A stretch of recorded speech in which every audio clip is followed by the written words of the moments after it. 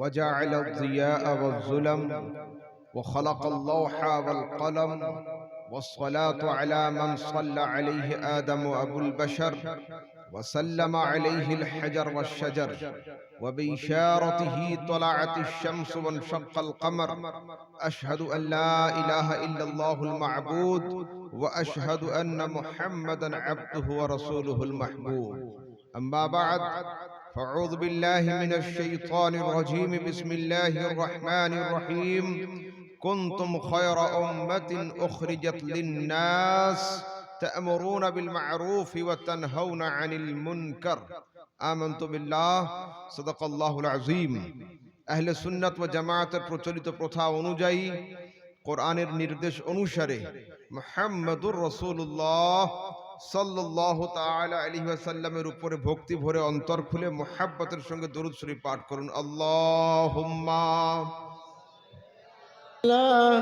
سيدنا مولانا محمد وعلى آله سيدنا وعلى آله سيدنا مولانا محمد صلى الله عليه وسلم।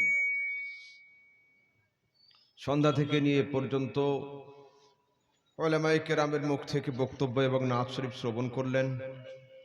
আল্লাহ তাবারক ওয়া তাআলা আমাদের আপনাদের সবার হাজরিকে কবুল করেন। আসুন অল্প কিছুক্ষণ আলোচনা করব, মনোযোগ সহকারে শ্রবণ করবেন। আল্লাহ পাক বলেন কুনতুম খায়রা উম্মাতিন উখরিজাত লিন-নাস, তোমরাই হলে যুগশ্রেষ্ঠ উম্মত। তোমাদেরকে ছাঁটাই করে করে বাছাই করে করে বের করা হয়েছে মানব জাতির জন্য। তোমাদের মধ্যে দুটোই বৈশিষ্ট্য, তা'মুরুনা বিল মা'রুফ, ভালো কাজের আদেশ, ওয়া তানহাউনা আনিল মুনকার, খারাপ কাজের নিষেধ। দুটা বৈশিষ্ট্য। প্রশ্ন হলো এই, উম্মতে মুহাম্মাদি হলো শ্রেষ্ঠ। অন্য আয়াতে আল্লাহ পাক বলেন ইয়া বনি ইসরাইল, হে বনি ইসরাইল সম্প্রদায়, উযকুরু, তোমরা স্মরণ করো, নি'মাতি আল্লাতী, আমার সেই নেয়ামতকে, আনআমতু আলাইকুম, যা দিয়েছি তোমাদের উপরে, ওয়া ফাদ্দালতুকুম আলাল আলামিন, তোমাদেরকে বানিয়েছি আমি যুগশ্রেষ্ঠ উম্মত। একটা আয়াতে আছে উম্মতে মুহাম্মাদি হলো আফজাল, অন্য আয়াতে আছে বনি ইসরাইল সম্প্রদায় হলো আফজাল। হাকিকাতে আফজাল কে, উত্তম কে? পরীক্ষার রেজাল্ট হলো, রেজাল্টের দিনে দুইজন ছেলে হাতে মার্কশিট নিয়ে স্কুল থেকে বের হচ্ছে। এ বলছে আমি ফার্স্ট হয়েছি, এ বলছে আমি ফার্স্ট হয়েছি। বাইরে যে লোকটা ঝালমুড়ি বিক্রি করে ও বলছে না, দুজনের মধ্যে যে কোনো একজন ঝুট অবশ্যই বলছিস। ফার্স্ট তো একজন হয়, দুইজন ফার্স্ট কোনো সময় হতে পারে না। আমি বললাম না, ওরা ঠিক বলছে, মিথ্যা কথা কেউ বলেনি, ওরা দুজনেই ফার্স্ট হয়েছে। বলছি কি করে হয়? আমি বললাম একজন আপন ক্লাসে ফার্স্ট হয়েছে আর আরেকজন পুরা স্কুলে ফার্স্ট হয়েছে।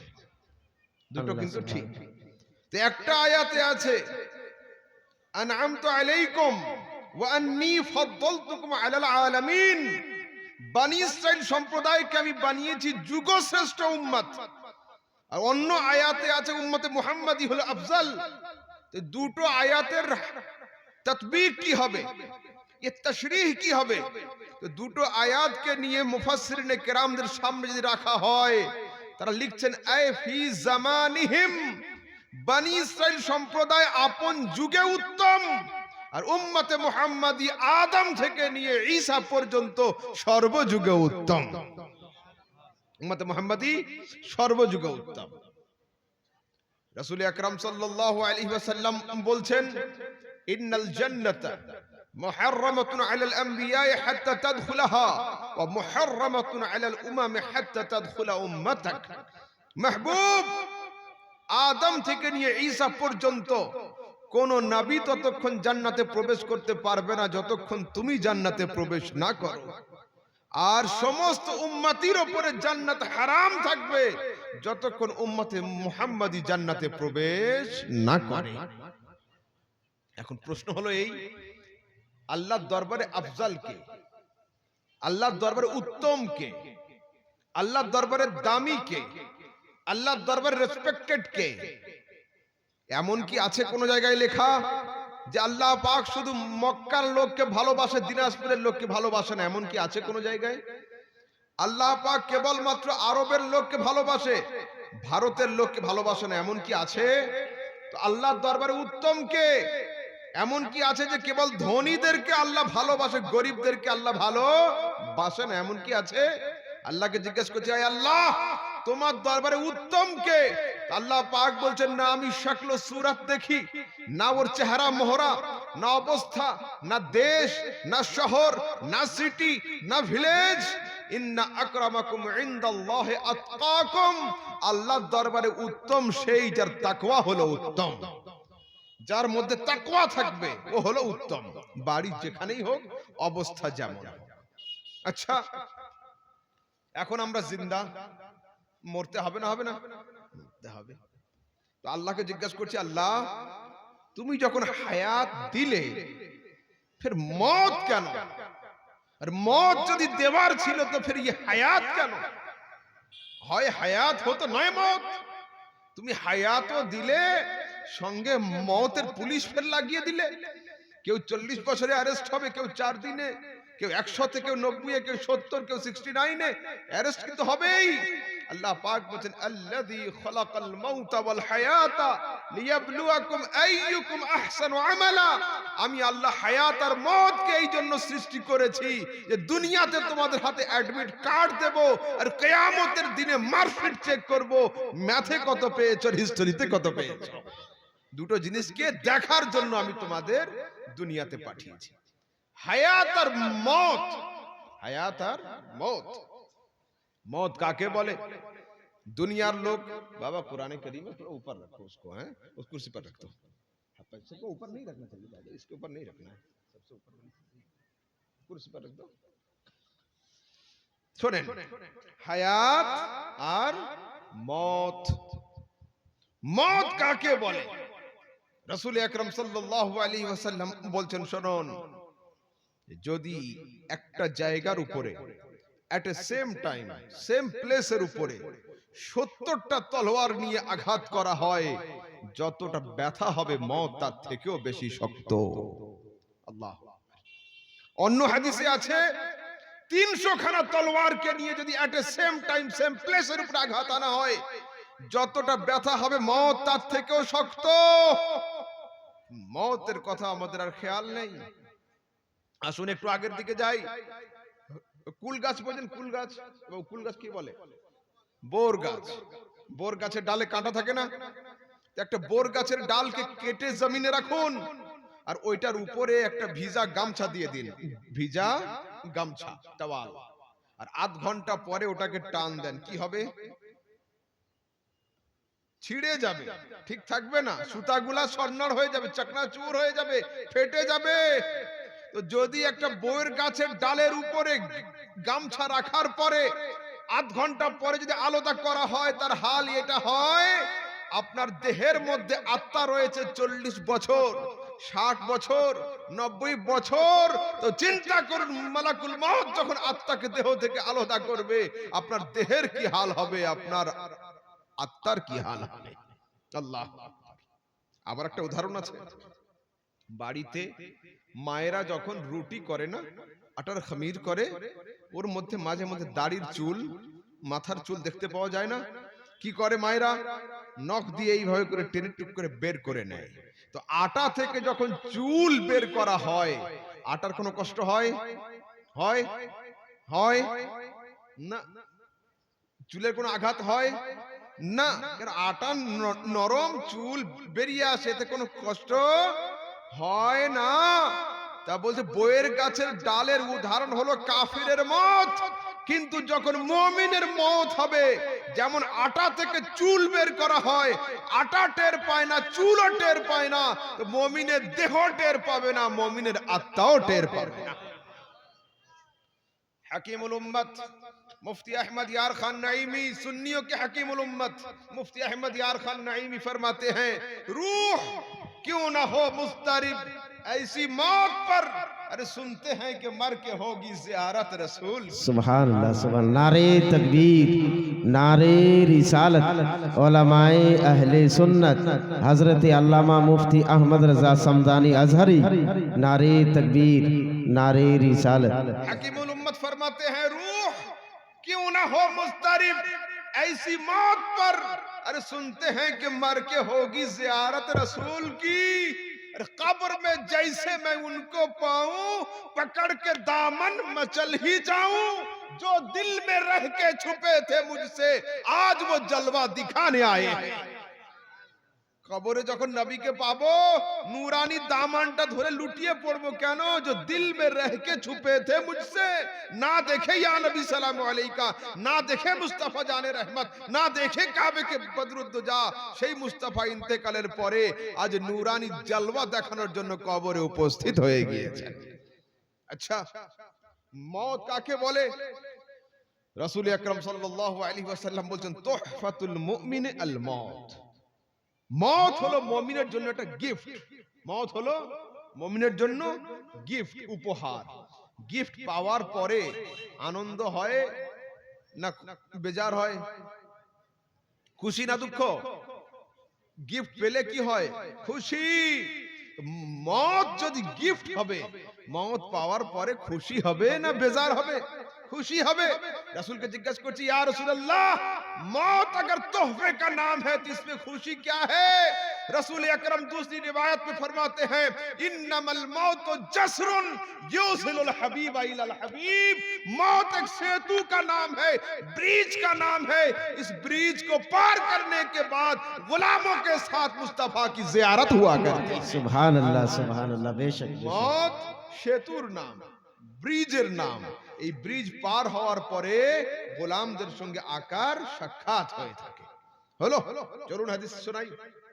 বুখারী শরীফ কিতাবুল জানায়েজের মধ্যে হাদিস আসছে, রাসূল বলছেন, যখন দাফন হয়ে গেল, আতাহুম মালাকান, दो फरिश्ते आते हैं मुर्दे के पास, वयुक़इदानिही, इनको आराम से बिठाते हैं, वयक़ूल, और कहते हैं, मा कुन्त तक़ूलु बिहक़्क़ि हाज़ा रजुल, এই নূরানি শক্লওয়ালা ইনসান সম্পর্কে দুনিয়াতে তোর কি আকীদা ছিল বল।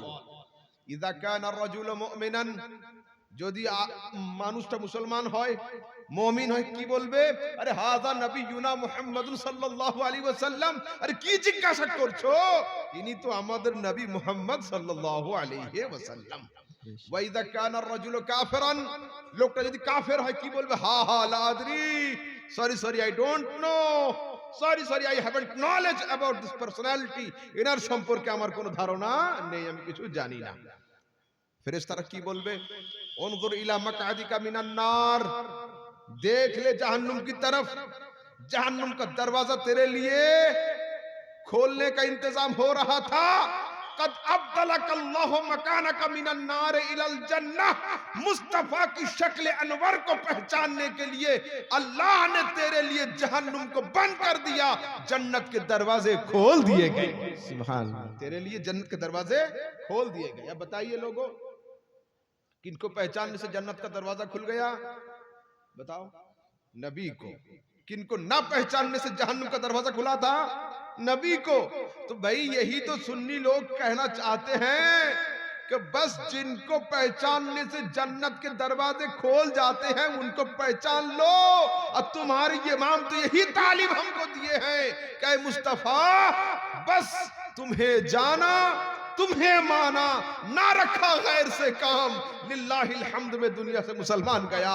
ऐ मुस्तफा, তোমাকেই জেনেছি, তোমাকেই চিনেছি, আর তোমার দেখানো রাস্তার উপরে চলতে চলতে আমি কবর পর্যন্ত পৌঁছে গিয়েছি।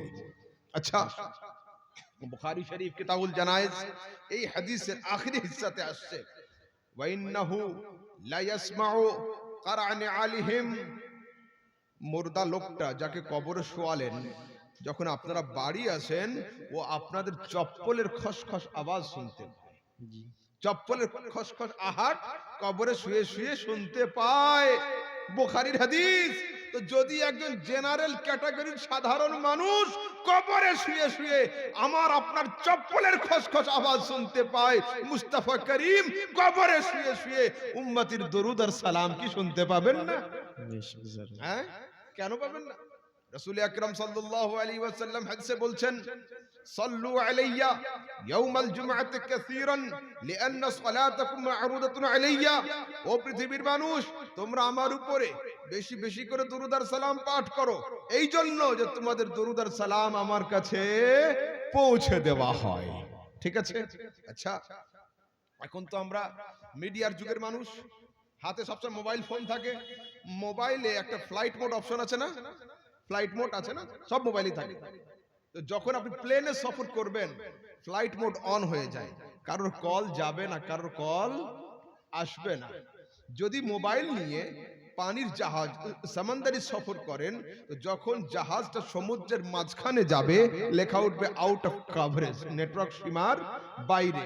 এই সময় মেসেজ যাবে না, মেসেজ আসবে না। জিজ্ঞাসা করছি, ইয়া রাসূলুল্লাহ, মুহাম্মাদি টাওয়ারের পাওয়ার কতটা? মুহাম্মাদি টাওয়ারের পাওয়ার কতটা? মক্কাতে গিয়ে ইয়া নবী করলে তবে শুনবেন, মদিনাতে গিয়ে সালাতু ওয়া সালামু আলাইকা করলে তবে শুনবেন। রাসূল বলছেন, না, আসমাউ সালাতাকুম আইনামা কুনতুম হাইসামা কুনতুম। তোমরা সারা দুনিয়ার যেখান থেকে দরুদ সালাম পড়ো না কেন, মুহাম্মাদি টাওয়ার তোমাদের দরুদকে ক্যাচ করে আমার কানে পৌঁছে দিয়ে দেয়। সুবহানাল্লাহ। बस तुम्हारे आला हजरत, हमारे आला हजरत, सुन्नियों के आला हजरत की नजर जब इसी हदीस की तरफ पड़ी तो इमाम लिख दिए, दूर वो नजदीक के सुनने वाले वो कान, काने लाली करामत पे लाखों सुबहानल्लाह। नारे तकबीर, नारे रिसालत, उलमाए अहले सुन्नत, आला हजरत कॉन्फ्रेंस, नारे तकबीर, नारे रिसालत। दूर হোক বা কাছে হোক, ও কান শোনে।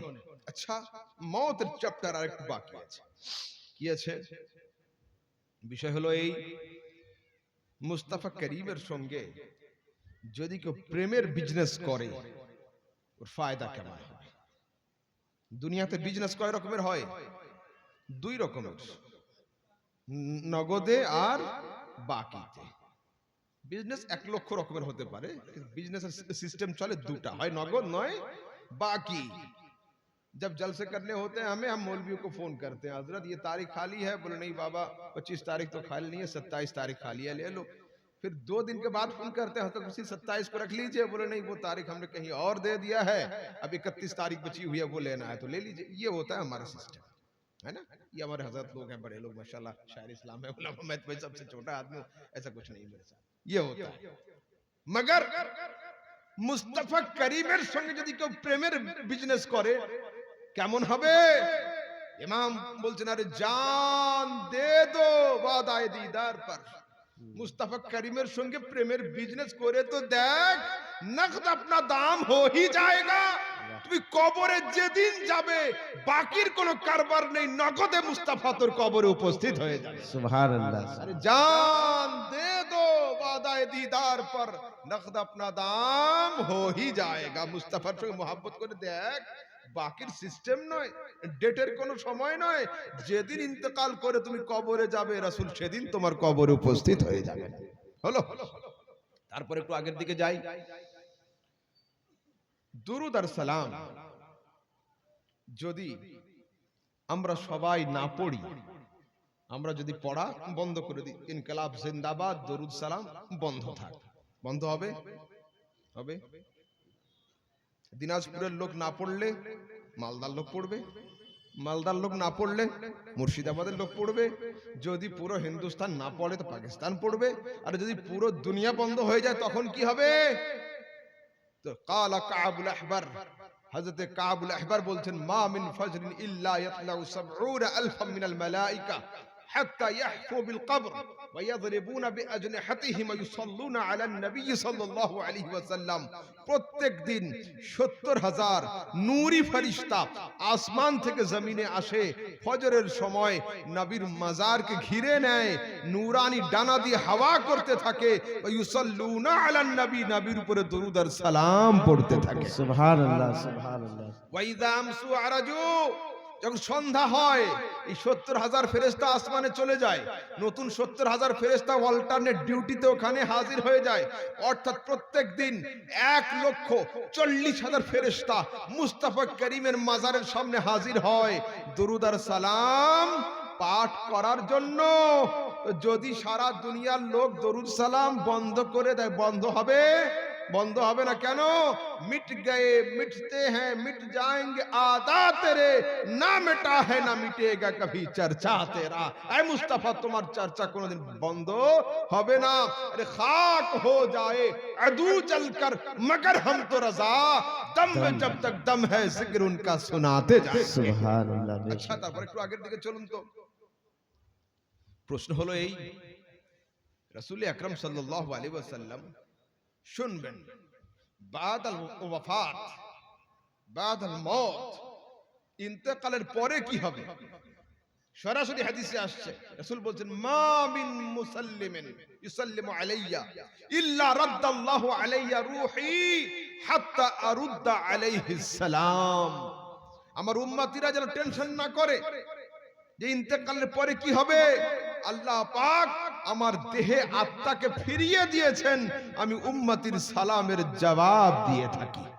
সরাসরি হাদিসে আমি উম্মতের সালামের জবাব দিয়ে থাকি। তারপরে রাসূল আকরাম সাল্লাল্লাহু আলাইহি ওয়াসাল্লাম সম্পর্কে বর্তমান সময়ে শক্তির ভক্তি, তাই না? যে পাওয়ারে থাকে ঝান্ডা ওড়ে তার। এখন আমি আছি পাওয়ারে, ঝান্ডা আমার উড়বে।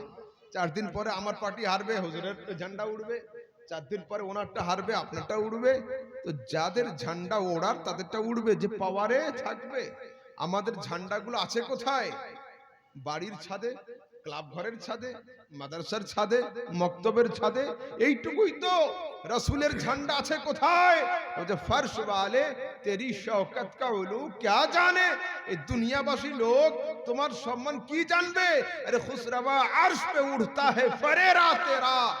আল্লাহর আরশের উপরে তোমার ঝান্ডা উঠছে, আল্লাহর আরশে কারোর হাতও যাবে না, ঝান্ডা কেউ নামাতেও পারবে না, ঝান্ডা কেউ নামাতেও পারবে না। আচ্ছা, আরেকটু আগের দিকে, একটা সাদা কাগজ, সাদা কাগজ পেপার, এই সাদা পেপারের উপরে যদি লম্বা দাগ দেওয়া হয়, লম্বা দাগ, এটাকে এক ধরা যাবে না? ওয়ান ওয়ান এক এক, একের ডান দিকে 0 দিলে কত হয়? 10। যদি 0টা বাম দিকে চলে যায় কি হবে? একই থাকবে, 0 1, তাই তো? যদি দুটো 0 একের ডান দিকে দেওয়া হয় কত হবে? 0 0 1 0 মানে কত? 100। আর দুটো 0 যদি রাগ করে একের বাম দিকে চলে যায় কি হবে? 0 0 1, তাই না? এক কিন্তু একই থাকবে। তিনটা 0 যদি একের ডান দিকে দেওয়া হয় কত হবে? 1000, 1000। কিন্তু তিনটে 0 রাগ করে, নারাজ হয়ে, ঝগড়া করে বাম দিকে চলে যায় কি হবে? 0 গুলো 0 হয়ে যাবে, এক হিরো হিরোই থেকে যাবে, একে কোনো কমি আসবে না। তো সারা দুনিয়াতে আমার রাসূল হলেন সম্মানের দিক দিয়ে 1, আর আমরা নবীর সামনে হলাম 0। 0 যখন ডান দিকে থাকে নিজেও সম্মান পায়, একের ভ্যালুও বাড়ে। কিন্তু 0 যখন বাম দিকে চলে যায় নিজে 0 হয়ে যায়, এক কিন্তু ঠিক ঠিক থেকে যায়। ও পৃথিবীর মানুষ, যখন কেউ দরুদ সালাম পাঠ করে নিজেরও সম্মান বাড়ে, মুস্তাফারও ইজ্জত বাড়ে। কিন্তু দরুদ সালামকে যখন নাজায়েজ, হারাম, শিরক, বিদআতের ফতোয়া দিয়ে কেউ বাম দিকে চলে যায়, মৌলবি নিজে 0 হয়ে যায়, সুন্নিদের নবী হিরোর হিরোই থেকে যায়। সুবহানাল্লাহ, সুবহানাল্লাহ। এতে কোনো কমি আসবে না। আচ্ছা, 0 + 0 + 0 + 0 সমান কত? কত? ইয়া আল্লাহ, কত? हैं? किसने कहा? माशाअल्लाह, हाँ अच्छी बात। इसको हटाओ, मुंह से हटाओ। हाँ, 10টা 0 যদি যোগ করা যায় কত হবে? 0। 1000 0 যদি যোগ করা যায় 0। 1 লাখ 0 যদি যোগ করা যায় 0। শুধু 1 লাখ নয়, সারা দুনিয়াতে যত 0 আছে সব যদি যোগ করে দেওয়া যায় 1 হতে পারবে না, তা বলছে যেমন 1,00,000 জিরো একসঙ্গে হয়ে এক হতে পারে না, তো সারা দুনিয়ার সমস্ত উম্মতি একসঙ্গে হয়ে এক মুস্তাফা হতে পারে না, মুস্তাফা হতে পারে না। আচ্ছা, একটু আগের দিকে চলুন। মুস্তাফা করিম সাল্লাল্লাহু তাআলা আলাইহি ওয়াসাল্লাম, দেখুন যুবকরা শোনো, ওয়াজ অনেক শুনলে, অনেক হলো, আমি আর এই সাবজেক্টে না গিয়ে একটু অন্য বিষয়ের উপর আলোচনা করি, মন দিয়ে শোনো। आप लोग बांग्ला समझते हैं या उर्दू बोलना है? इतनी खामोशी के साथ क्यों सुन रहे हैं भाई? कुछ समझ रहे हैं तो बोलिए, ना समझ में आए तो बोलिए। आप लोग क्या बोलते हैं बताइए ना, घर में क्या बोलते हैं? बांग्ला बोलते हैं कि उर्दू? नहीं, वो तो आप सब समझ लेंगे, वो तो मुझे मालूम है, मगर बोलते क्या है यहाँ? तो फिर बांग्ला जब बोलते हैं तो ऐसी खामोशी का है कि नहीं भाई? यार बहुत मुश्किल है। आपके यहाँ सूर वाले ही ठीक रहते हैं, समझा बुझा के बोलने वाले मेरे ख्याल में ठीक नहीं होते। सुनिए যুবকরা শোনো, আমাদের সমাজে একটা খুব বড় মাপের পীর আছে, বড় পীর। আমাদের সমাজের যুবকরা মুরিদ। এই পীরের নাম কি? নাম জানো? নাম জানো? নামই বলবো? আমি বলি हैं? ना, वो तो है, वो हकीकत में भाई बड़े पीर हैं। इस जमाने का सबसे बड़ा पीर है हजरत मौलाना मोबाइल। हाँ, হলো মোবাইল ফোনের তিনটে খলিফা আছে, मौलाना यूट्यूब, मुफ्ती फेसबुक और हजरत अल्लामा गूगल। सबसे ज्यादा नॉलेज इनके पास है। जो यूट्यूब में भी ना मिले, फेसबुक पर ना मिले, गूगल पे कोई सर्च कर ले तो कहीं कहीं से वो ला के मैंने जरूर करता है, लिंकों की इधर उधर ढूंढ ढांड के वो लाता है बंदा। তো আমাদের সমাজের যুবকরা এখন যা কিছু দরকার ইউটিউব আর ফেসবুক খোঁজে, আলেম হাফেজ কারি মৌলানা মুফতির কাছে আর আসে না। আগে আমাদের হাত ছিল এইখান থেকে নিয়ে এইখানে, এখন হাত এইখান থেকে এইখান, এখন এইখানে হাত হচ্ছে, নামাজে হাত উঠছে না, যুবকরা হাত এইখানে বাঁধছে এখন। যুবক শোনো, এইখানে হাত বাঁধার হাদিস দুনিয়াতে নেই, সারা পৃথিবীতে এইখানে হাত বাঁধার কোনো হাদিস নেই। সিহাহ সিত্তার আবু দাউদের মধ্যে হযরত আলী কাররামাল্লাহু ওয়াজহুল কারীম বলছেন, ইন্না মিনাস সুন্নতি ওয়াদউল কাফ আলাল কাফ তাহতা সুররা। রাসূলের সুন্নাত হলো বাম হাতের উপরে ডান হাত রেখে নাভির নিচে রাখা। আবু দাউদের হাদিস। এই হাদিসকে রাসূল আকরাম সাল্লাল্লাহু আলাইহি সাল্লামের তরফ থেকে হযরত আলী বয়ান করেছেন, আর এই হাদিসকে ইমাম আযম আবু হানিফা কবুল করে নিয়েছেন। হলো, তারপরে মসজিদে দেখছি এখন যুবকরা খালি মাথায় নামাজ পড়া শুরু করেছে। হ্যাঁ, খালি মাথায়। বিশেষ করে গ্রাম অঞ্চলে এগুলো কম হয়, শহর সিটিতে দেখবেন বেশি আছে। এরা খালি মাথায় নামাজ পড়ে, ফরজ নামাজের পরে দোয়া করে না। আচ্ছা, আপনাদের রায়গঞ্জ ইউনিভার্সিটি আছে, এখানে রায়গঞ্জ আছে না, এখানে একদিন জুমার নামাজ আদায় করলাম। জুমার নামাজের পরে দেখি 3-4টে ছেলে খালি মাথায় আমার ডান দিক বাম দিকে বসে, দোয়ার সময় হাত তুললো না। দোয়া শেষ করে আমি জিজ্ঞেস করলাম, বাবু মাথায় টুপি কই? খালি মাথায় নামাজ পড়লে কেন? তা বলছে, হুজুর আমরা শেষ টাইমে ঢুকেছিলাম, তাড়াতাড়ি করে নামাজ শুরু হয়ে গিয়েছিল, টুপি পরার সময় পাইনি, ওই জন্য টুপি পরিনি। আমি বললাম ঠিক আছে, তখন তাড়াতাড়ি ছিল, টুপি পরতে পারোনি, এখন কোন ট্রেন ছেড়ে যাচ্ছিল, দোয়াতে হাত তুললেন না কেন? বসে তো ছিলে। তখন বলছে, না হুজুর আমরা আহলে হাদিস দোয়া করি না, আমরা আহলে হাদিস দোয়া করি না। আচ্ছা, ডাক্তারখানায় গিয়েছেন কেউ? ডাক্তারখানায় তো অবশ্যই গিয়েছেন না? ডাক্তার সাহেব যখন আপনার সঙ্গে চেম্বারে বসে কথা বলে তখন একরকম ড্রেসে থাকে, আর যখন অপারেশন থিয়েটারে ঢোকে তখন কিন্তু আরেক রকম ড্রেস থাকে, থাকে না? ওটিতে যখন যায় একটা গ্লাভস লাগিয়ে নেয়, উপরে হ্যান্ড গ্লাভস থাকে, ড্রেস থাকে, মুখে মাস্ক থাকে, মাথায় একটা ক্যাপ থাকে। হলো, উকিল সাহেবের কাছে কেউ গিয়েছেন? যখন উকিল আপনার সঙ্গে কথা বলে ওর ড্রেস থাকে একরকম, আর উকিল যখন কেস নিয়ে জজের সামনে হাজির হয় তখন ড্রেস থাকে আরেক রকম। ঠিক আছে? আচ্ছা, প্লেয়াররা যখন হোটেলে থাকে ড্রেস থাকে একরকম, আর ফিল্ডে যখন বল নিয়ে নামে তখন পরে থাকে জার্সি, নাম্বারও থাকে। ঠিক আছে? আচ্ছা, স্কুলের ছাত্রছাত্রী যখন আপনার বাড়িতে থাকে, ড্রেস থাকে একরকম, সকাল 10টার সময় যখন কাঁধে ব্যাগ নিয়ে স্কুলে যায়, ইউনিফর্ম অবশ্যই থাকে। ট্রাফিক যখন অফ ডিউটিতে থাকে, ও ড্রেস থাকে একরকম, রাস্তায় গিয়ে যখন গাড়ি থামায় তখন ড্রেস থাকে আরেক রকম। ও পৃথিবীর মানুষ, প্রত্যেকটা জায়গাতে, প্রত্যেকটা অবস্থাতে নির্দিষ্ট ড্রেস আছে, ইউনিফর্ম আছে, নির্দিষ্ট পোশাক রয়েছে। ইসলাম এত ফকিরের ধর্ম হয়ে গেল, আর ইসলামের মসজিদের এত মূল্য এরা কমিয়ে দিল, এর কোন ড্রেস থাকবে না। আল্লাহ পাক বলেন, খুযু যিনাতাকুম ইনদা কুল্লি মসজিদ, মসজিদে যখন প্রবেশ করবে তখন তোমরা ফুল ইউনিফর্মের সঙ্গে মসজিদে প্রবেশ করো। মুসলমানদের ফুল ইউনিফর্ম হচ্ছে মাথা ঢাকতে হবে, পাগড়ি দিয়ে হোক, টুপি দিয়ে হোক, নয়তো চাদর দিয়ে হোক, মাথা ঢাকাটা মুসলমানদের জন্য একান্ত জরুরি। আমাদের সমাজের যুবকরা এ করতে চায় না।